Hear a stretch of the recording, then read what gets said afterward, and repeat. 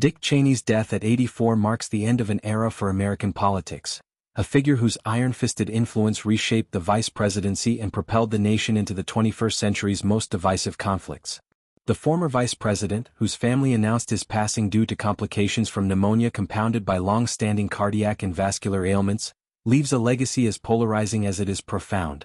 An architect of power whose life spanned from Wyoming's rugged plains to the West Wing's shadowed bunkers.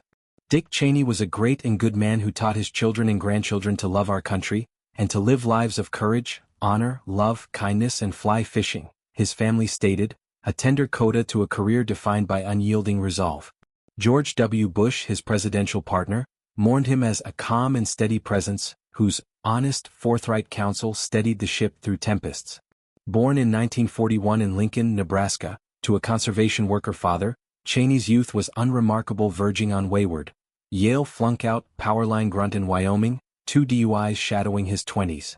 Yet, like the cowboy ethos he embodied, he rebounded spectacularly, marrying high school flame Lynn Vincent, fathering Liz and Mary, earning degrees from the University of Wyoming and Wisconsin. Vietnam loomed, but 5 deferments shielded him. Critics later weaponized this irony as he championed the Iraq quagmire he once decried. Politics beckoned in 1969 as a congressional intern, then under Donald Rumsfeld and Nixon's economic shop, a mentorship forging Cheney's ascent. By 1974, at 33, he was Gerald Ford's chief of staff, absorbing Watergate's scars and birthing a creed, reclaim presidential prerogative from congressional encroachments like the War Powers Act. Elected to Wyoming's House seat in 1978, Cheney's congressional tenure blended fiscal hawkishness with defense zeal, interrupted by his first heart attack, a harbinger of 5 more, including a transplant in 2012.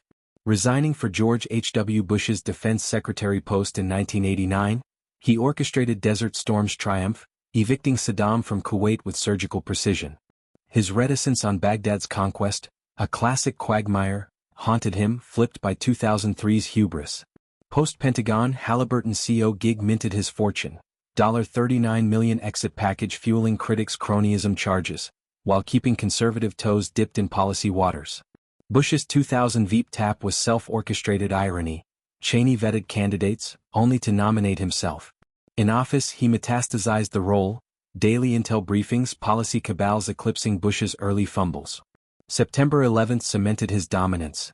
Hustled to POC, he greenlit Air Force intercepts, urged Bush's delay, embodying the dark side he later invoked.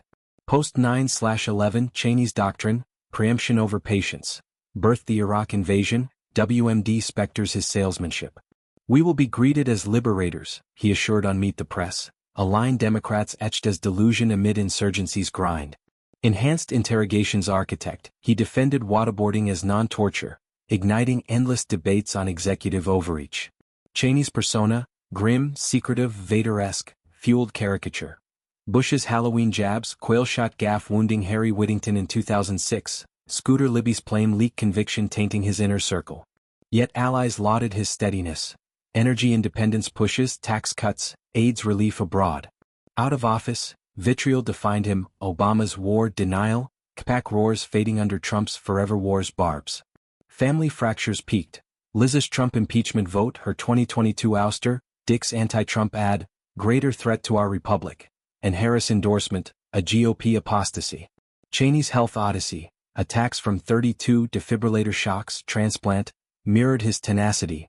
Fly fishing Wyoming streams, memoir heart-bearing vulnerabilities.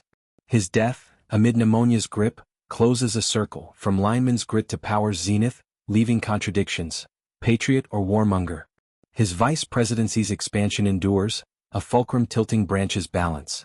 In tribute's echo, Cheney's fly fishing homily lingers, life's quiet casts amid storms, honor in the hall.